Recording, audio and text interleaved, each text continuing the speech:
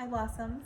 Today I not only have a puppy, but I also have a really beautiful plant next to me that would like to say hello. It is more of like an adolescent, not necessarily a baby plant, but definitely an adolescent plant. It's not full grown, but it's coming into itself. It's learning what its identity is going to be. So this is the Monstera deliciosa. It can also be called Swiss cheese plant.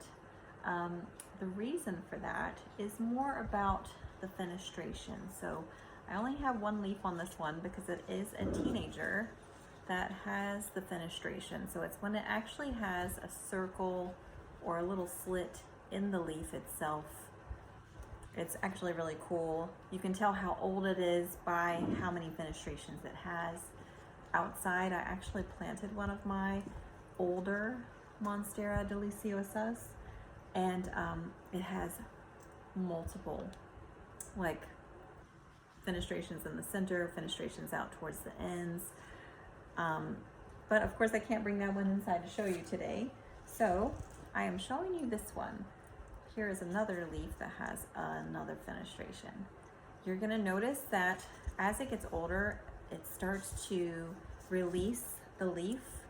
So right here, this one just released where it was connected, and it started to open up and release itself. So my little baby's a little curious today. She's wanting to sniff the dirt. She was outside with me earlier, so I'm gonna go ahead and let her do her thing over that way. So as we're talking about this plant, I also want to bring your attention to the root system. So I'm going to kind of flip this over. You're going to see all those roots all around. This plant is a little different because it does like to be almost like root bound. So I know typically we're checking our dirt, we're looking at our roots, we're trying to get those plants healthy and happy and into a bigger pot. But this particular plant likes to be tightly wound. It likes to be almost bound up. So it's very different than other plants. It prefers to have that tight knit area for all of their roots. Now occasionally you will get an aerial root. So right here we have one that's kind of popped out where the aerial root will kind of go out into the air, right? Aerial, yes. So just check that out. There will be multiple ones. I've actually wound some of mine inside of the pot, which is some of the ones that you saw. And, you know, occasionally they'll get so wild and long.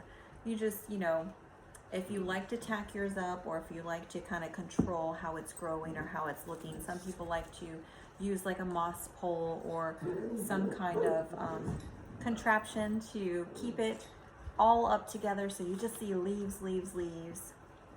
Don't know if you've seen those memes out there where it looks like somebody just pulled all their back together to make them look nice and trim.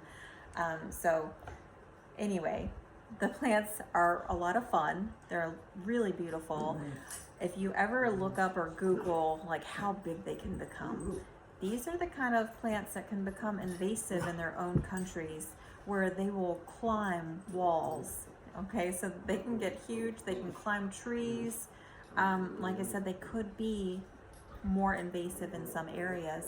And, you know, right now I did plant one outside, and I am keeping track of it. I am trimming it back so that it does not attach to any walls or any kind of things that it's not supposed to. So, anyway, this is the Monstera. I'm sure you've seen lots of them in varying sizes.